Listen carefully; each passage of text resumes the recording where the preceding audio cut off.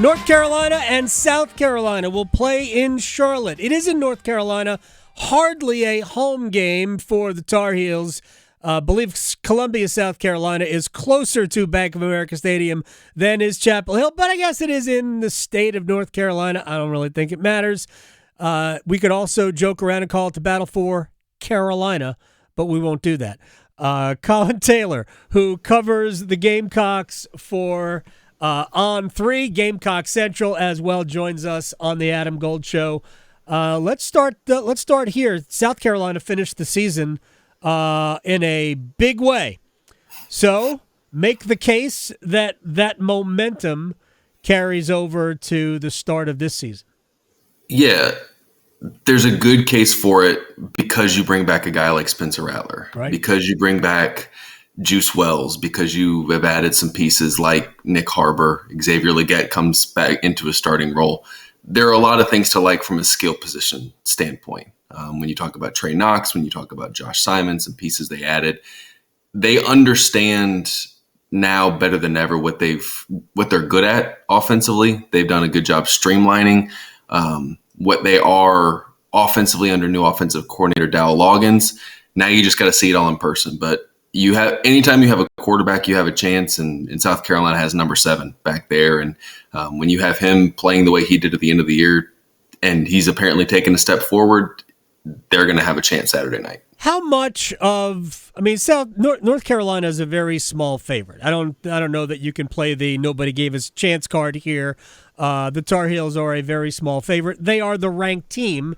How much of the is there a disrespect card for South Carolina to play? Yes, and Shane Beamer even kind of talked about it Tuesday during his press conference, where he said, listen, we understand Drake May is going to get a lot of headlines, and rightfully so, because he's this Heisman hopeful. He's this guy coming off an ACC Player of the Year, but we're really confident in our guy too.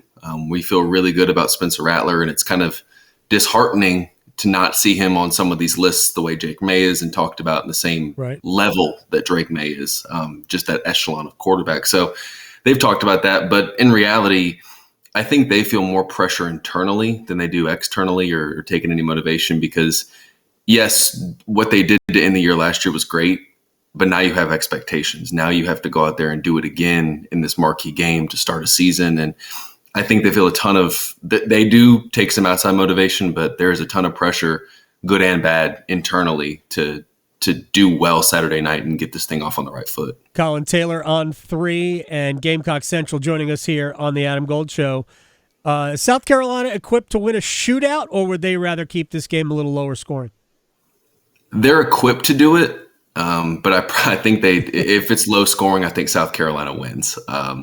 I think they'd rather do that just because North Carolina defensively was just not very good last year. I mean, just not very good. It's very kind yes, the way you put that. I've learned through this how to couch things to make it sound a little bit better than what it really is. They were, one of the worst Power 5 defenses last year. So if you're South Carolina, they feel like they can take advantage of that more than likely. And defensively, this is a group that's struggled to stop the run. Mm-hmm.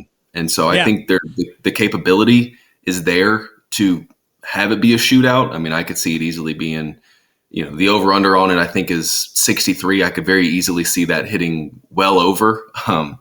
But it's one of those things where I think Drake May is going to have a good game. I think Spencer Rattler is going to have a really good game. And one of those ones where it's the old Big 12 where the last team with the ball probably wins that one.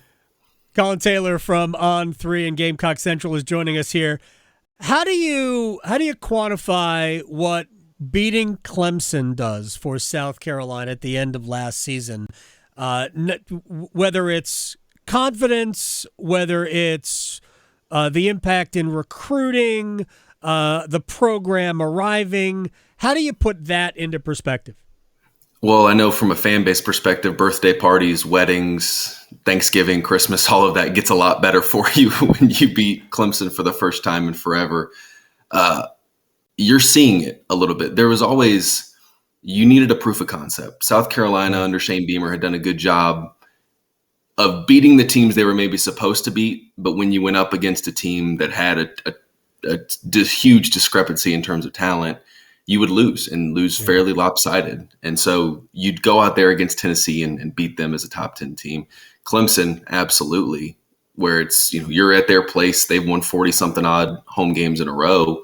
You go up there and beat them. It shows you proof of concept that you can go up against these teams that, especially last season, were titans in their conference, some of the best teams in the Southeast, and you can go toe to toe and beat them. I think you showed that, and in recruiting wise, Clemson's always, for the last 5 or 6 years, whenever there was a player in the state of South Carolina, Clemson wanted them, they typically got them, and you're kind of seeing that change a little bit. There's a couple of deep offensive tackles that Clemson recruited. South Carolina landed in 24. Marquis Anderson, a guy Clemson recruited out of the upstate of South Carolina. South Carolina lands. So you're seeing that change a little bit in recruiting. And if you're Shane Beamer, you hope that continues and you're able to really kind of establish yourself, maybe not winning 5 straight like they did from that one period, but making this a more competitive matchup than it's been over the last 6-7 years. Collyn Taylor from On3 and Gamecock Central is joining us here in the Adam Gold Show. 2 more things quickly before we have to get out of here. The first is has to be a level of desperation for South Carolina in this game, knowing that in 2 of their next 4 after this, they are going to Athens and they are going to Knoxville to take on Tennessee. And there are other hard games left on their schedule, but man, it seems awfully front loaded. Yeah, and it's insane how, typically you get Tennessee later in the year, and now and not to mention you go to Athens, you go to Knoxville, but in between that is a home game against Mississippi State, and who the heck knows what Mississippi State's going to be. So you can paint a picture of 4-1 for South Carolina coming out of the bye. You can paint a picture for 2-3, 3-2, 1-4. So this game is massive. It starts on Saturday in Charlotte, and if they can get off on the right foot, just the confidence level. Okay, this offense works. Defensively, we have some pieces there.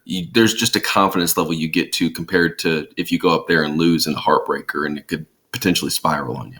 What kind of fan presence for South Carolina do you anticipate? I have to imagine it'll be pretty big. Yeah, I think it'll be majority South Carolina fans. I've covered this team for close to a decade now. This is probably the most excited I've seen a fan base for a true season opener, like the first game of a season in a very long time. And I think you'll see maybe not a sellout, but pretty doggone close. And my guess is anywhere between 60 to 70% of those is probably going to be South Carolina fans, just because of how close it is. It's a day trip from Columbia, 90 minutes up the road. And you get to go watch a team that you've been so eager to watch for the last, what feels like forever, if you're a Carolina fan. Collyn Taylor.